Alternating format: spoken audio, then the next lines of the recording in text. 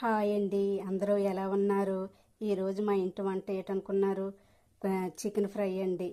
దానికి కావలసిన పదార్థాలు చూపిస్తున్నాను, చూడండి. ఇవి మిక్సీలోని వేసుకోవడానికండి. ఒక టమాటా, 2 ఆనియన్స్, అల్లం ముక్క, మసాలా అండి, ఒక 5 లవంగాలు, చిన్న దాల్చిన చెక్క, ఒక 5-6 వెల్లుల్లి రెబ్బలు.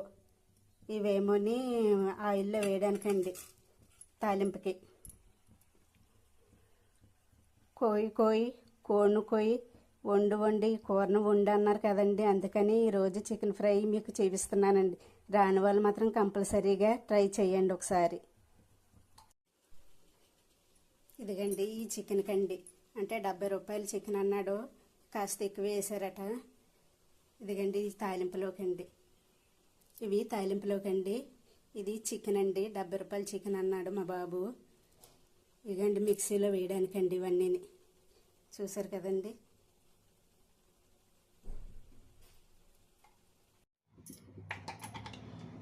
ఇదిగండి 3 స్పూన్ల ఆయిల్ వేసానండి, ఈ స్పూన్తోనండి.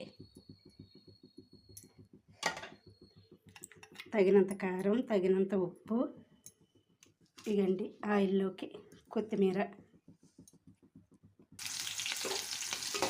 ఇదిగండి ఇలా వేసుకున్నాను.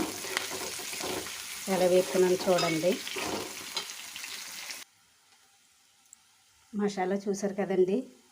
ఇప్పుడు టమాటాలన్నీ వేస్తున్నానండి తాలింపులో. కాస్త కొత్తిమీర కూడా వేసానండి తాలింపులో. తర్వాత మళ్ళీ పైన కూడా వేసుకోవచ్చు. టమాటా మగ్గిందండి, ఇక చికెన్ వేసేస్తున్నాను.